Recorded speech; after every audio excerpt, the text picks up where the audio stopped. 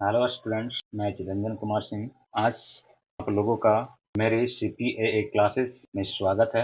मैं Bihar board class 12 के students के लिए English literature rainbow part second का प्रोज सेक्शन का फर्स्ट लेसन लेकर आया हूं, जिसका नाम है इंडियन सिविलाइजेशन एंड कल्चर। इसका नाम क्या है? Indian civilisation and culture. इसको आज हम लोग line by line, word by word Hindi meaning समझने का प्रयास करेंगे। लेकिन इस दौरान भूलवश कोई मिस्टेक यदि हो जाती है तो कृपया आप मुझे कमेंट करके बताने का प्रयास करेंगे। चलिए, मैं आपका ज़्यादा टाइम वेस्ट नहीं करना चाहता हूं। आपको अपना lesson Indian civilisation and culture पर ले चलता हूं।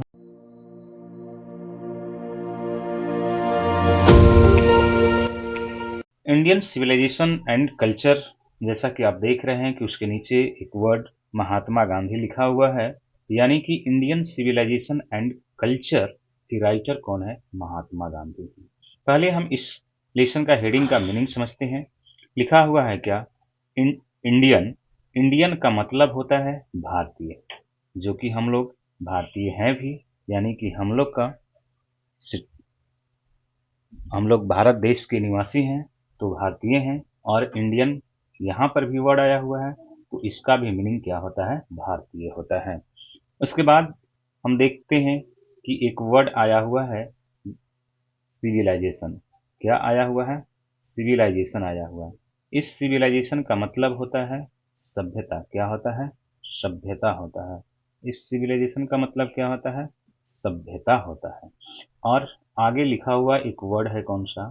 तो वो है कल्चर। कल्चर का मतलब क्या होता है? संस्कृति होता है। क्या होता है? संस्कृति होता है। अब इस का हम एक साथ मीनिंग देखने का प्रयास करेंगे, मीनिंग निकालने का प्रयास करेंगे। Indian civilisation and culture. And का मतलब और होता है। एंड का मतलब क्या होता है? और होता है।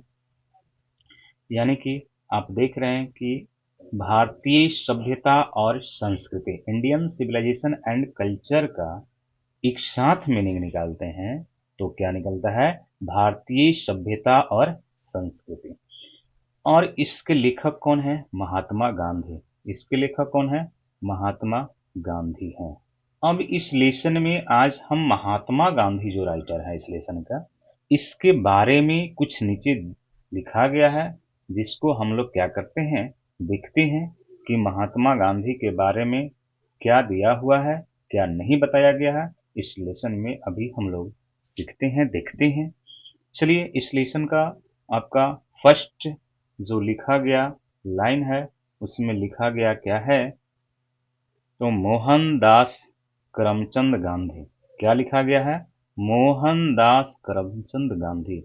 ये जो लिखा गया है महात्मा गांधी का पूरा नाम होता है। महात्मा गांधी का क्या होता है? पूरा नाम होता है मोहनदास करमचंद गांधी होता है।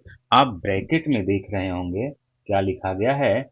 1869 से 1948, फ्रेंड्स, 1869 टू 1948। यानी यहाँ पे इस ब्रैकेट में जो लिखा गया है, इसका मतलब है कि 1869 में बताया गया है कि महात्मा गांधी का क्या हुआ था? जन्म हुआ था।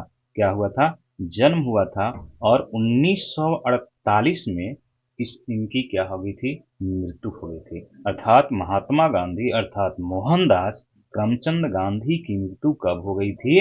1948 में। कब हो गई थी? 1948 में इनकी क्या हो गई थी? मृत्यु हो गई थी। अगला वर्ड जो है लिखा हुआ है पॉपुलरली।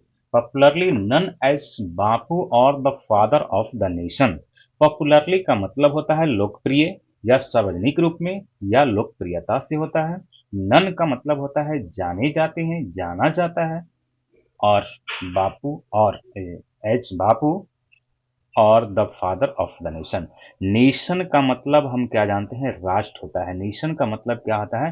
राष्ट्र होता है। और फादर का मतलब क्या होता है? जैसे कि हम जानते हैं क्या होता है? पिता होता है। अब इसका मीनिंग हम समझते हैं। पॉपुलरली नन एज बापू और the father of the nation, यानी कि महात्मा गांधी जिन्हें लोकप्रिय रूप से बापू या राष्ट्रपिता के नाम से जाना जाता है। पॉपुलरली नन एज बापू और the father of the nation का एक साथ मीनिंग निकालते हैं तो क्या निकलता है कि महात्मा गांधी ने लोकप्रिय रूप से बापू या ओ आर और का मतलब क्या होता है, या होता है, बापू या राष्ट्रपिता के नाम से जाना जाता है। आगे ध्यान देंगे, लिखा हुआ है क्या, लिखा हुआ है यहाँ पे was more a spiritual leader than a politician. क्या लिखा हुआ है, was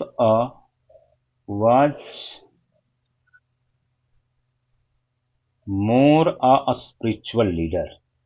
स्पिरिचुअल का मतलब यहाँ पे जो वर्ड आया हुआ है स्पिरिचुअल, स्पिरिचुअल का मतलब होता है आध्यात्मिक, लीडर का मतलब नेता, देन अ पॉलिटिशियन, पॉलिटिशियन का मतलब क्या होता है, राजनीतिज्ञ होता है, पॉलिटिशियन का मतलब क्या होता है, राजनीतिज्ञ होता है। तो इसका देखेंगे मीनिंग, वाज मोर अ, मोर का मतलब क्या होता है, ज्यादा या अधिक होता है, मोर का मतलब क्या होता है, ज्यादा या अधिक होता है। स्पिरिचुअल का मतलब मैंने क्या बताया, आध्यात्मिक बताया, लीडर का मतलब नेता, और पॉलिटिशियन का मतलब मैंने क्या बताया, पॉलिटिशियन का मतलब राजनीतिज्ञ बताया मैंने। अब इसका मीनिंग हम लोग देखेंगे, कहता है कि महात्मा गांधी अर्थात मोहनदास करमचंद गांधी एक राजनीतिज्ञ से कहीं अधिक आध्यात्मिक नेता थे। क्या थे, आध्यात्मिक नेता थे, अर्थात ये राजनीतिज्ञ कम थे और आध्यात्मिक नेता क्या थे, ज्यादा थे। यानी कि मैंने क्या बताया कि महात्मा गांधी एक राजनीतिज्ञ से ज्यादा या अधिक क्या थे, आध्यात्मिक नेता थे। इसके बाद चलिए हम अगला सेंटेंस चलते हैं, कहता है ही सक्सेसफुली, सक्सेसफुली का मतलब क्या होता है, सफलता पूर्वक। उसके बाद लिखा हुआ है यूज्ड, यूज्ड का मतलब क्या होता है, इस्तेमाल किया गया। ही सक्सेसफुली, ही वर्ड जो आप देख रहे हैं, यह जो वर्ड आया हुआ है महात्मा गांधी के लिए आया हुआ है, अर्थात मोहनदास करमचंद गांधी के लिए ही वर्ड यहाँ पे इस सेंटेंस में यूज किया गया है। कहता है ही सक्सेसफुली, अर्थात महात्मा गांधी ने, महात्मा गांधी सफलतापूर्वक, क्या, सफलतापूर्वक, यूज्ड, यूज्ड का मतलब क्या होता है, इस्तेमाल किए थे। क्या इस्तेमाल किए थे, truth and non violence. Violence का मतलब होता है हिंसा, लेकिन इसके पहले एक वर्ड लगा हुआ है क्या, नन, यानी नॉन वायलेंस का मतलब हो जाएगा अहिंसा। और ट्रुथ, ट्रूथ का मतलब क्या होता है, सत्य होता है। क्या होता है, ट्रूथ का मतलब क्या होता है, सत्य होता है। और नॉन वायलेंस का मतलब मैंने क्या बता दिया, अहिंसा। इस तरह से इसका मीनिंग क्या होगा, he successfully use truth and non violence, यानी महात्मा गांधी सफलतापूर्वक सत्य और अहिंसा का इस्तेमाल किए थे। आगे देखेंगे, as the chief weapons against the British rule in India. क्या कहता है, एज द चीफ, चीफ का मतलब क्या होता है, मुख्य होता है, चीफ का मतलब क्या होता है, मुख्य होता है, वेपन्स का मतलब हथियार होता है, अगेंस्ट का मतलब क्या होता है, के विपरीत होता है, अगेंस्ट का मतलब क्या होता है, के विपरीत। The British rule, British rule का मतलब होता है ब्रिटिश हुकूमत या ब्रिटिश शासन होता है, इन इंडिया यानी भारत में। अब इसका मीनिंग है the as the chief weapons, यानी मुख्य हथियार के रूप में, अगेंस्ट द ब्रिटिश रूल, यानी भारत, सॉरी, ब्रिटिश शासन के विरुद्ध भारत में महात्मा गांधी ने क्या किए थे, मुख्य हथियार के रूप में सत्य और अहिंसा का प्रयोग किए थे। उसके बाद कहता है एंड और helped, helped India gain independence. यहाँ पे एक और वर्ड देखेंगे, हेल्प का मतलब मदद करना होता है, और गेन का मतलब प्राप्त करना होता है, और इंडिपेंडेंस, इंडिपेंडेंस का मतलब क्या होता है, इंडिपेंडेंस का मतलब होता है स्वतंत्रता या आजादी। इंडिपेंडेंस का मतलब क्या होता है, स्वतंत्रता या आजादी होता है। और गेन का मतलब क्या होता है, प्राप्त करना होता है। गेन का मतलब क्या होता है, प्राप्त करना होता है। अब इस तरह से मीनिंग हम देखते हैं, और कि उन्होंने क्या किए, ब्रिटिश शासन के विरुद्ध भारत में महात्मा गांधी ने मुख्य हथियार के रूप में क्या किए थे, ट्रुथ यानी सत्य, एंड नॉन वायलेंस और अहिंसा का क्या किए थे, प्रयोग किए थे यानी इस्तेमाल किए थे। और क्या किए थे, हेल्प्ड इंडिया, और हेल्प्ड इंडिया यानी भारत को क्या किए थे, मदद किए थे क्या करने में, गेन इंडिपेंडेंस यानी कि स्वतंत्रता को प्राप्त करने में भारत को क्या किए थे, मदद किए थे। कौन किए थे, तो महात्मा गांधी। यहाँ पे देख लेंगे दो तीन चार लाइन जो मैंने पढ़ाया है उसमें कुछ कुछ क्या पॉइंट्स आए हैं। सबसे पहले मैंने क्या बताया कि यह जो लेसन हम पढ़ रहे हैं जिसका नाम है इंडियन सिविलाइजेशन एंड कल्चर, क्या बताए हैं, क्या हम लोग पढ़ रहे हैं, इंडियन सिविलाइजेशन एंड कल्चर यानी भारतीय सभ्यता और क्या पढ़ रहे हैं, संस्कृति, जिसके राइटर कौन है, महात्मा गांधी, जिसके राइटर कौन है, महात्मा गांधी हैं। और इसमें बताया गया है क्या कि महात्मा गांधी का पूरा नाम क्या है, मोहनदास करमचंद गांधी, जिनका जन्म कब हुआ था, 1869 में, और मृत्यु कब हुई थी, 1948 में। और इन्हें क्या किया जाता है, लोकप्रिय रूप से, लोकप्रियता से इन्हें क्या जाना, किस रूप में जाना जाता है, तो बापू और the father of the nation यानी राष्ट्रपिता के नाम से जाना जाता है। उसके बाद आपको ये भी बताया गया है, क्या मैंने बताया था कि एक राजनीतिज्ञ थे, लेकिन इससे भी ज्यादा क्या थे, ये एक स्पिरिचुअल लीडर थे, एक नेता थे, यानी कैसे नेता थे, तो आपको बताया गया स्पिरिचुअल यानी कि आध्यात्मिक नेता ज्यादा थे। और उन्होंने सफलतापूर्वक सक्सेसफुली क्या किए थे, भारत में, कहाँ पे, तो भारत में इन्होंने क्या किया था, ब्रिटिश रूल के विरोध में, ब्रिटिश रूल के विरोध में क्या कौन सा हथियार उपयोग किए थे, इस्तेमाल किए थे, the truth and non violence का यानी सत्य और अहिंसा मुख्य हथियार के रूप में इन्होंने क्या किए थे, प्रयोग किए थे, इस्तेमाल किए थे। और इन्होंने क्या किए थे, भारत को मदद किए, किस रूप में, तो गिन इंडिपेंडेंस यानी कि गिन इंडिपेंडेंस यानी कि स्वतंत्रता यानी आजादी को प्राप्त करने में इन्होंने भारत को क्या किए, मदद किए। उसके बाद हम चलते हैं अगला लाइन पे, क्या कहता है, कहता है कि फ्रॉम, फ्रॉम का मतलब होता है से, 1915 टिल 1948, 19 फ्रॉम 1915 टिल 1948, यहाँ पे ये मतलब बता रहा है, फ्रॉम का मतलब होता है से, टिल का मतलब होता है तक, यानी 1915 से 1915 से 1948 तक, 1915 से 1948 तक। उसके बाद क्या कर रहा है कि ही कंप्लीटली डोमिनेटेड इंडियन पॉलिटिक्स, ही कंप्लीटली डोमिनेटेड इंडियन पॉलिटिक्स। आप यहाँ पे देख रहे हैं फिर से एक वर्ड रिपीट हुआ है, वो कौन सा वर्ड है, ही है। तो ही का मतलब मैंने क्या बताया था कि ही किसके लिए प्रयोग किया गया है, महात्मा गांधी के लिए, जिनका इस लेसन में पूरा नाम क्या बताया गया है, मोहनदास करमचंद गांधी। यानी कि महात्मा गांधी कंप्लीटली, कंप्लीटली का मतलब होता है पूर्ण रूप से, कंप्लीटली का मतलब होता है पूर्ण रूप से होता है, डोमिनेटेड, डोमिनेट का मतलब, डोमिनेटेड का मतलब क्या होता है, प्रभुत्व कायम रखना, हावी रहना होता है। और इंडियन, इंडियन का मतलब तो भारतीय हम लोग पढ़ चुके हैं, जो कि हमारा इस लेसन का नाम ही क्या होता है, इंडियन से शुरू होता है। और पॉलिटिक्स का मतलब क्या होता है, राजनीति होता है। यानी from 1915 till 1948 he completely dominated Indian politics, अर्थात यहाँ कहने का मतलब है कि 1915 से 1948 तक उन्होंने, यानी कौन उन्होंने, महात्मा गांधी ने क्या किए थे, क्या रहे थे, तो भारतीय राजनीति पर, किस पर, भारतीय राजनीति पर, राजनीति पर पूर्ण, पूर्ण क्या किए थे, पूर्ण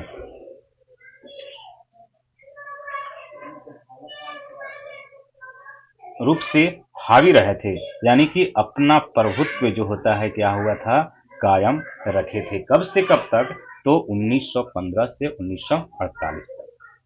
आगे देखते हैं, ही डाइड, उनकी मृत्यु हो गई, at the hands of a fanatic, उनकी क्या हो गई, मृत्यु हो गई, ही डाइड, उनकी क्या हो गई, मृत्यु हो गई, at the hands of a fanatic, fanatic का मतलब होता है कट्टरपंथी, क्या होता है, कट्टरपंथी होता है।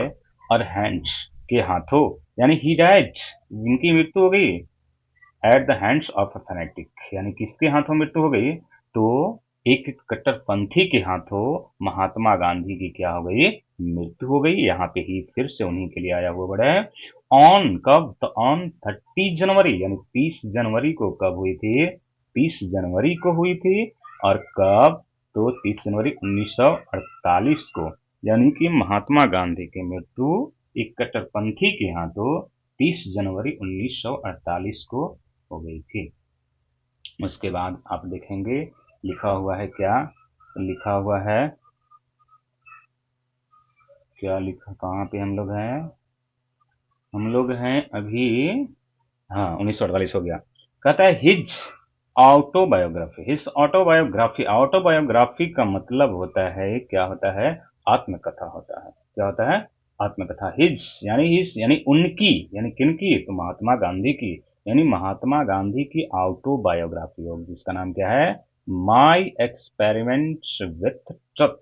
माई एक्सपेरिमेंट्स विथ ट्रुथ, यानी सत्य के साथ मेरे प्रयोग। And the numerous articles. Numerous का मतलब होता है, ध्यान देंगे, न्यूमरस, न्यूमरस का मतलब होता है असंख्य होता है, अनेक होता है, बहुत होता है। उसके बाद आर्टिकल्स एक वर्ड आया हुआ है, आर्टिकल्स का मतलब लेख होता है। चलिए समझते हैं। इस ऑटोबायोग्राफी यानी महात्मा गांधी की आत्मकथा my experiment with truth and numerous articles, यानी अनेक लेख दैट ही रोट, जिसे, जिन्हें महात्मा गांधी ने लिखे फॉर यंग इंडिया, किसके लिए लिखे? यंग इंडिया के लिए लिखे। एंड द स्पीचेस, और भाषण दिए, यानी कि क्या किए? यंग इंडिया के लिए उन्होंने क्या लिखे? अनेक लेख लिखे।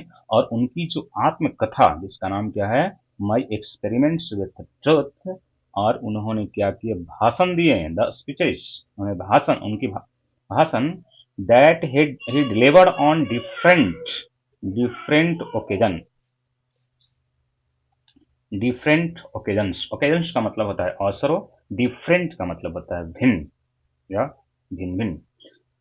उन्होंने क्या किया? The speeches that he delivered on different occasions, विभिन्न अवसरों पर उन्होंने जो भाषण दिए, यानी यहाँ पे समझिए रेवेलियन कहता है क्या? रेविल का मतलब होता है प्रकट करना, व्यक्त करना। क्या होता है? प्रकट करना, व्यक्त करना या प्रकाशित करना। रेविल हिम, ध्यान दीजिएगा एक बार यहाँ से। कहता है कि उनकी आत्मकथा, यानी कि इनकी महात्मा गांधी की माई एक्सपेरिमेंट विथ ट्रुथ, और अनेक लेख जो उनके द्वारा लिखे गए हैं, इसके लिए तो यंग इंडिया के लिए, और विभिन्न अवसरों पर जो भाषण दिए गए वो सब क्या करता है? रिवेलेंट, यानी महात्मा गांधी के बारे में व्यक्त करता है, प्रकाशित करता है, प्रकट करता है। क्या प्रकट करता है? Not only as, not only as an original thinker. Original thinker का मतलब होता है मौलिक विचारक। क्या होता है ओरिजिनल थिंकर का मतलब? मौलिक विचारक। But also as a great master of chest. क्या होता है? But also as a great master of chest. Chest का मतलब क्या होता है? शुद्ध होता है। चेस्ट का मतलब क्या होता है? शुद्ध होता है। और मास्टर का मतलब क्या होता है? माहिर होता है, उस्ताद होता है। अब इसका पूरा मीनिंग समझेंगे। उनके बारे में प्रकट करता है। Not only as an original thinker, क्या प्रकट करता है? सिर्फ ओरिजिनल थिंकर यानी कि मौलिक विचारक ही नहीं, बट ऑल्सो, बल्कि as a great master of टेस्ट आइडियोमेटिक इंग्लिश, यानी कि उनके बारे में सिर्फ क्या प्रकट करता है? तो मौलिक विचारक ही नहीं, बल्कि शुद्ध मुहावरेदार अंग्रेजी के एक महान विद्वान, या यहाँ पे उस्ताद के रूप में भी क्या करता है? प्रकट करता है। किनको प्रकट करता है? तो महात्मा गांधी को। क्या प्रकट करता है? तो उनकी जो आत्मकथा है माई एक्सपेरिमेंट विद ट्रुथ, उनके द्वारा लिखी गई यंग इंडिया के लिए कई अनेक लेख, और उनके द्वारा विभिन्न अवसरों पर दिए गए भाषण महात्मा गांधी के बारे में मौलिक विचारक ही नहीं प्रकट करता है, बताता है, बल्कि एक अंग्रेजी की, क्या करता है यहाँ पे? बताता है शुद्ध मुहावरेदार अंग्रेजी की एक महान उस्ताद के रूप में भी क्या करता है? बताता है या प्रकट करता है। चलिए अब हम लोग देखेंगे अगला सेंटेंस। कहता है in the following extract. Extract एक वर्ड आया हुआ है, इसका मतलब होता है अंश। क्या होता है? एक्सट्रैक्ट का मतलब क्या होता है? अंश होता है। और फॉलोइंग, इन द फॉलोइंग का मतलब होता है निम्नलिखित में। इंडियन सिविलाइजेशन एंड कल्चर, यानी निम्नलिखित अंश में इंडियन सिविलाइजेशन एंड कल्चर यानी भारतीय सभ्यता और संस्कृति में गांधी जी टॉक्स। टॉक्स का मतलब क्या होता है? टॉक्स, टॉक्स का मतलब क्या होता है? तो बात, टॉक का मतलब होता है बात करना। गांधी जी बताते हैं, गांधी जी बात करते हैं किस? अबाउट। अबाउट का मतलब होता है के बारे में। The sound foundation of Indian civilisation, यानी महात्मा गांधी क्या करते हैं? Sound foundation of Indian civilisation के बारे में बात करते हैं। किसके बारे में बात करते हैं? तो sound foundation of Indian civilisation, यानी साउंड फाउंडेशन का मतलब होता है मजबूत आधार। मजबूत आधार या मजबूत नींव ऑफ इंडियन सिविलाइजेशन यानी भारतीय सभ्यता। यानी महात्मा गांधी भारतीय सभ्यता की मजबूत नींव के बारे में बात करते हैं, यानी बताते हैं। किसमें? किस अंश में? तो इंडियन सिविलाइजेशन एंड कल्चर जो हम पढ़ रहे हैं लेसन, इस अंश में, इस एक्सट्रैक्ट में बताते हैं, बात करते हैं। विच हैज, आगे देखिए लिखा हुआ है क्या? लिखा हुआ है which has successfully withstood the passes of time, यानी विच हैज सक्सेसफुली, जो सफलतापूर्वक, जो सफल रूप से, withstood the passage of time, बदलते हुए समय में भी, समय में क्या है? आज खड़ी है। आज भी क्या है? ये अडिग है। यानी हमारी जो भारतीय सभ्यता है ना, ये बदलते हुए परिवेश में भी, बदलते हुए समय के साथ भी ये क्या है? अपनी मजबूत न्यूज पे क्या है? अडिग है, खड़ी है। आगे कहता है द वेस्टर्न सिविलाइजेशन। वेस्टर्न का मतलब होता है पश्चिमी, और सिविलाइजेशन का मतलब तो हम लोग जान चुके हैं क्या होता है? सभ्यता। यानी द वेस्टर्न सिविलाइजेशन यानी पश्चिमी सभ्यता, विच हैज टेंडेंसी, जिसकी क्या होती है? टेंडेंसी का मतलब होता है प्रवृत्ति होता है। प्रिविलेज का मतलब प्राथमिकता या विशेषाधिकार होता है। मैटेरियलिटी का मतलब क्या होता है? मैटेरियलिटी का मतलब होता है, क्या होता है? भौतिकवाद होता है। मैटेरियलिटी का मतलब क्या होता है?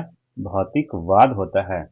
तो ध्यान देंगे, प्रिविलेज का मतलब विशेषाधिकार, प्राथमिकता, टेंडेंसी का मतलब प्रवृत्ति, मैटेरियलिटी का मतलब भौतिकवाद होता है। तो यानी कि द वेस्टर्न सिविलाइजेशन यानी पश्चिमी सभ्यता, विच हैज टेंडेंसी, जिसकी क्या है? प्रवृत्ति है। प्रवृत्ति क्या है? प्रवृत्ति है क्या? टू प्रिविलेज मटेरियलिटी, यानी कि भौतिकवाद की प्राथमिकता देने की जो प्रवृत्ति है, कैन नॉट मैच, क्या कर सकता है? मैच का मतलब होता है मिलना होता है, बराबरी करना होता है।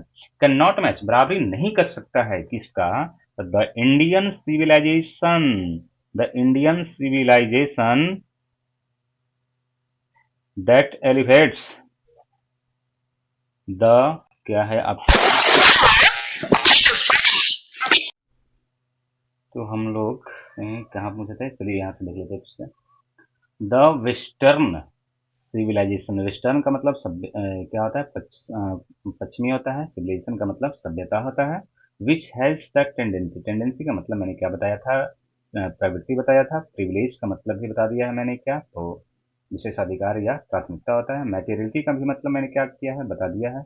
इसका मतलब क्या होता है? प्राथमिकता होता है। कैन नॉट मैच क्या हो सकता है? यानी यहाँ पे कह रहा है कि पश्चिमी सभ्यता की प्रवृत्ति है क्या? किसका? तो भौतिकवाद की जो प्राथमिकता देने की प्रवृत्ति है, कैन नॉट मैच, क्या कर सकती है? बराबरी नहीं कर सकती किसका? The Indian civilisation. The Indian civilisation यानी इंडियन सिविलाइजेशन यानी भारतीय सभ्यता की बराबरी नहीं कर सकती। That elevates the moral being. Moral being का मतलब होता है नैतिक अस्तित्व होता है। एलिवेट का मतलब होता है ऊंचा उठाना होता है, बढ़ाना होता है। यानी कि भारतीय सभ्यता यानी नैतिक अस्तित्व को ऊंचा उठाने वाली यानी बढ़ावा देने वाली भारतीय सभ्यता की पश्चिमी सभ्यता क्या कर सकती है? जो भौतिकवाद की प्राथमिकता देने वाली है, उसको उस क्या कर सकती है? बराबरी नहीं कर सकती है। अर्थात भौतिकवाद को प्राथमिकता देने वाली पश्चिमी सभ्यता क्या कर सकती है? पश्चिमी सभ्यता नैतिक अस्तित्व का क्या कर सकती है? नैतिक अस्तित्व का बढ़ावा देने वाली भारतीय सभ्यता भारतीय सभ्यता की बराबरी नहीं कर सकती है।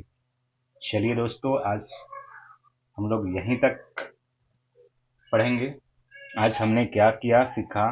तो हमने सीखा किसके बारे में? तो इंडियन सिविलाइजेशन एंड कल्चर के जो राइटर महात्मा गांधी हैं, और उसके बारे में जो कुछ भी इस लेसन में दिया गया था, यहाँ पे हम लोगों ने क्या किया, सीखा।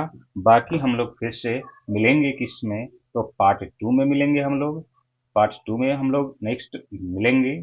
और यदि आप लोगों को कुछ त्रुटियां लगती हैं तो कृपया कमेंट करके आप बता सकते हैं। मैं उसे आप करेक्शन करके आपको भी फिर से मैं बताने का प्रयास करूंगा, या अपनी भूल को सुधारने का प्रयास करूंगा।